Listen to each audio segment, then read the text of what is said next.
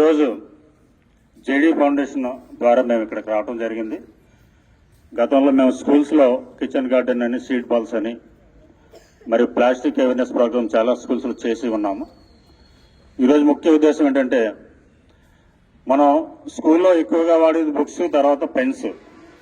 Books అయితే మనం ఇంట్లో ఎవరికి ఇస్తూ ఉంటాం, మన పిల్లలకి, తమ్ముళ్ళకి కానీ చెల్లెలు కానీ ఇచ్చి పక్క వాళ్ళకి ఎవరికైనా ఇస్తూ ఉంటాం, మళ్ళీ రీయూజ్ అవుతూ ఉంటాయి. అదేవిధంగా పెన్స్ ఏమవుతుందంటే, ఆ యూజ్ అండ్ త్రో పెన్స్ రావటం వలన ఒక విద్యార్థి సుమారు ఒక సంవత్సరానికి 30 పెన్నులు వాడితే, వాళ్ళు 6th నుంచి 10th వరకు వచ్చాడు 300 పెన్నులు అవుతున్నాయి యావరేజ్గా. అంటే ఆ 300 పెన్నులు ఎక్కడ పడేస్తున్నాం, మనం బయట పడేస్తున్నాం. బయట పడేయకుండా ఉండడానికి ఈరోజు మేము బాక్స్ తీసుకొచ్చాం.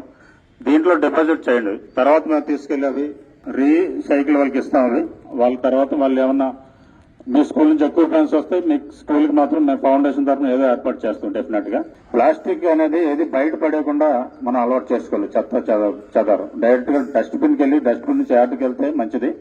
అది నేర్చుకుంటారని చిన్న కాన్సెప్ట్, చిన్న ప్రయోజనం పెట్టాం. ఇది ఇంతవరకు మేము 2000 పెన్స్ కలెక్ట్ చేసాం. ఇంచుమించు 15 స్కూల్స్కి ఇచ్చాం.